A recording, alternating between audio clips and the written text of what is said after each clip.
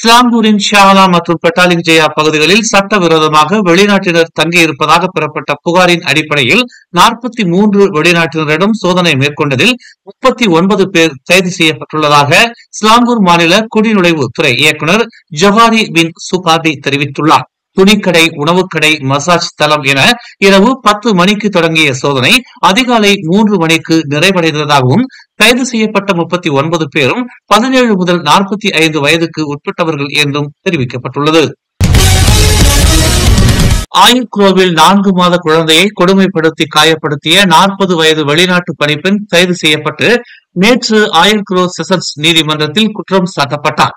குழந்தையை கவனிப்பதற்காக இந்தோனேசிய பணிப்பெண்ணை பணிக்கு அமர்த்தியதாகவும் தங்கள் 4 மாத குழந்தையை அப்பெண் காயப்படுத்தியதாகவும் பெற்றோர்கள் கொடுத்த புகாரின் அடிப்படையில் 40 வயது எமி ஒக்டாவியானி எனும் இந்தோனேசிய பெண் கடந்த நவம்பர் 4ஆம் தேதி காவல்துறையினரால் கைது செய்யப்பட்டார்.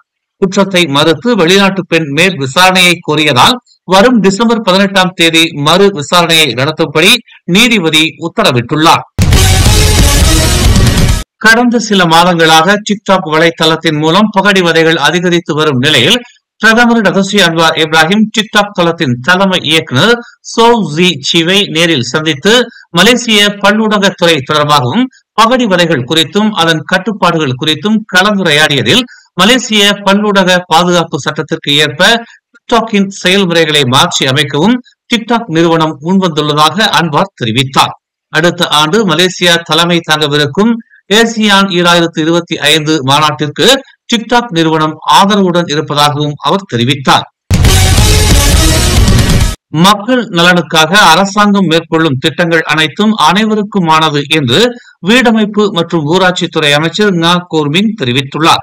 கிளந்தான் மற்றும் திரங்கானு மாநிலங்களில் அரசாங்கம் மேற்கொள்ளும் மேம்பாட்டு திட்டங்களில் அரசியல் நோக்கம் கொண்டது என எதிர்க்கட்சியினர் தெரிவிப்பது தேவையற்ற ஒன்று என்று அவர் தெரிவித்தார். திரங்கானுவின் பொதுச் சந்தைகள் மேம்பாட்டுக்காக 81.2 மில்லியன் ஒதுக்கீடு செய்திருப்பது மக்கள் நலனுக்கானது என்றும் இதில் எந்த ஓர் அரசியல் உள்நோக்கமும் கிடையாது என்றும் அவர் தெரிவித்தார். நாடாளுமன்ற உறுப்பினர்களும் மேம்பாட்டு திட்டங்களில் அமைச்சுடன் இணைந்து செயலாற்ற வேண்டும் என்று அவர் கேட்டுக் கொண்டார். குற்றவியல் சம்பவங்களில் ஈடுபட்டதாக பெறப்பட்ட அழைப்பை நம்பி குற்றத்திலிருந்து தப்பிக்க 2,50,000 வெள்ளி பணத்தை இழந்த 48 வயது மாது கொத்தத்திங்கி மாவட்ட காவல் நிலையத்தில் புகார் அளித்துள்ளதாக கொத்தத்திங்கி மாவட்ட காவல்துறை தலைவர் உதவி ஆணையர் யூசுப் உஸ்மான் தெரிவித்தார்.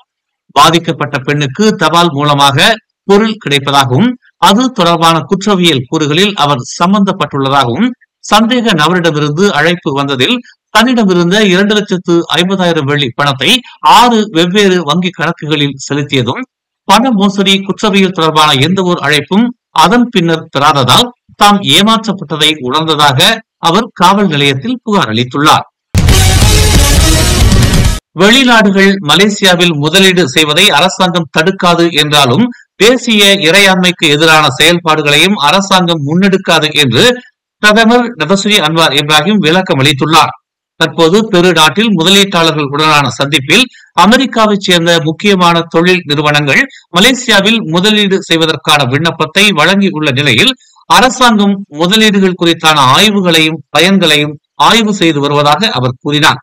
பெரு நாட்டின் வளர்ச்சியில் முக்கிய பங்காற்றிய 20 வெளிநாட்டு தொழில் நிறுவனங்கள் மலேசியாவிலும் முதலீடு செய்வதன் மூலம் நாட்டின் பொருளாதார மேம்பாட்டுக்கு முக்கிய முதலீடாக அவை அமையும் என்று அன்வார் நம்பிக்கை தெரிவித்துள்ளார். மேலும் செய்திகளை தெரிந்து கொள்ள தமிழ் மலர் நாளிதழை பாருங்கள். எங்களோடு இணைந்திருக்க மலர் டிவியை பதிவு செய்து கொள்ளுங்கள். உறவுகள் மகிழ்ந்திட விருப்பம் மற்றும் பகிர்வு சேவையை சொடுக்குங்கள்.